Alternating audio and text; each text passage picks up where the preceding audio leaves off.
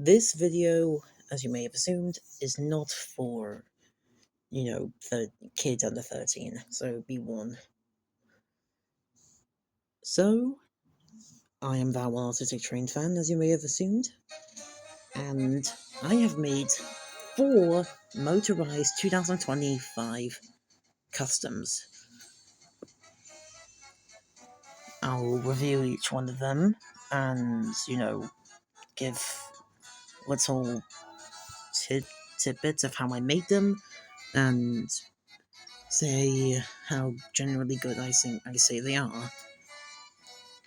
Let's start with old Toby. The following music was made by the Adams Radle. Toby's perhaps one of my generally good looking customs. He was made out of an orange and sky motorized Toby with extra painted details like his framework, his front and back foot running buffer beams. I've also tried to add a rear lamp and paint his front one to varying degrees of success. I repainted his wheels in full black to make it work, to make it look less obvious as orange skull wheels. Repainted his coupling a dark grey. I modified his roof to fill in the hole where his bell originally was. I used a thin piece of string to make the rope for his bell. His bell and the black thing on his roof were made of tack, super glued, and his face was taken from a motorized railway Toby, aka that bootleg looking Trackmaster one that you may have seen before.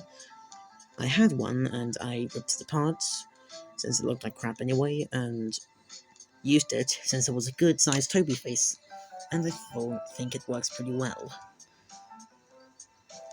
Toby could look a little neater around the finer edges, but I think it's fine. His number 7 is also made out of paper, because I wanted to try and make it look like less Orange and Skull-esque, to again, varying degrees of success. This was Toby's original face I tried to modify from his Orange and Skull one, but I genuinely became dissatisfied with it. If you've seen any of my YouTube shorts, you may have noticed this little detail in my YouTube shorts with the engines driving around.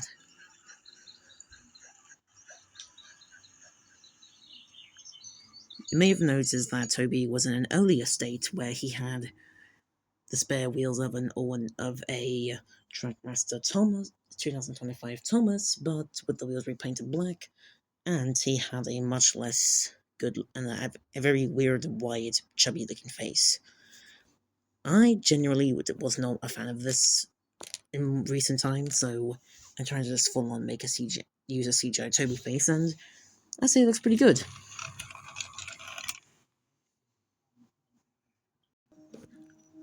Next up is Emily.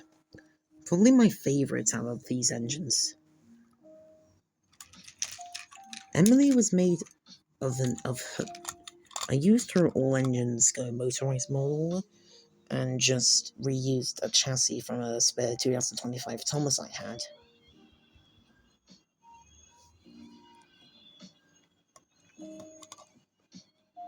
To give her the accurate 422 wheel configuration, I added some spare wheels from a normal motorized Thomas, from a diecast Percy on the front. Her funnel was cut off and modified to better fit and look more straight. Same thing with her front end, same thing with her smoke box. I also unscrewed her safety valve so I could glue it on further back. I also repainted it in gold and used tape to fill out the hole. Her big wheels were taken from her Orange and Go one, which I think works fine enough. Well, it would have been neat if it had that sort of spoked look to it. I think it works fine.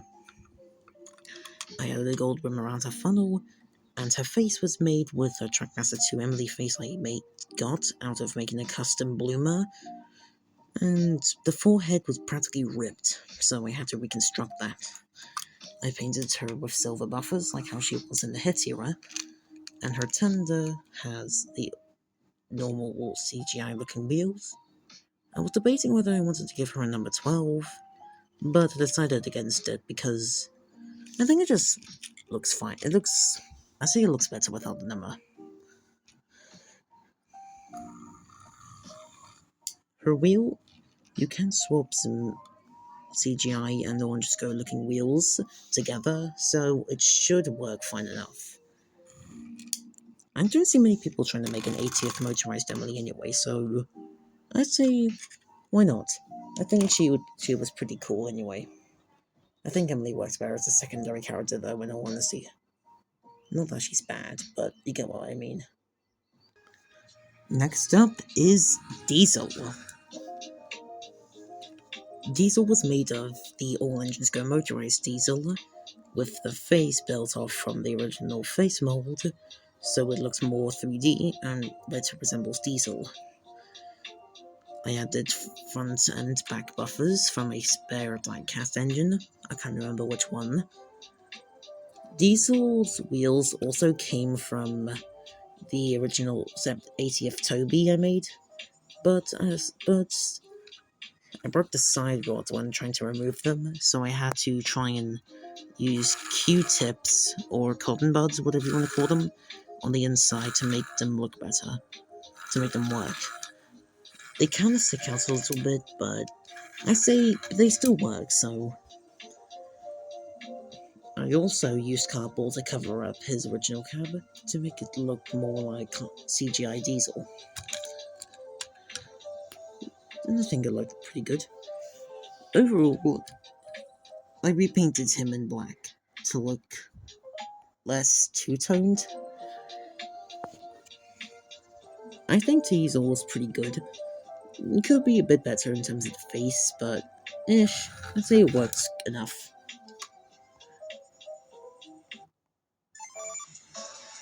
Last custom is Salty.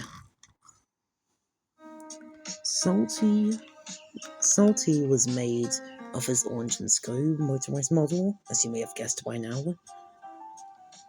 With the face removed, I used blue tack with super glue over it to cover up where his original face was, so I could add a motorized railway Salty face.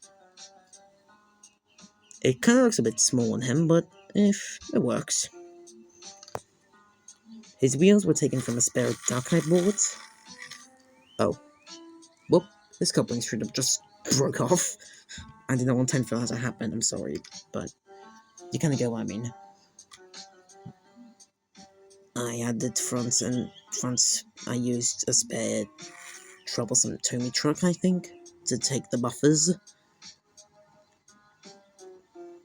He has a fully covered rear lamp. His running board was painted a darker grey to look less obnoxious, and his chimney thing here was repainted in silver. I sanded off his original 2991 to move it further forward on his cab and added his name on his back.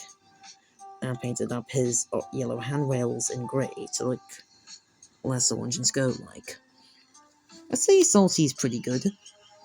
Not really a must-have if you just kind of want a basic cast, but I'd say Salty's pretty cool regardless. And with that said, that has been my 80th anniversary motorized engines. If you like them, then that's good. With that said, I'm that one Autistic Train fan, and I'll see you next time. Yes, I painted up details on Railway Series Thomas. Deal with it.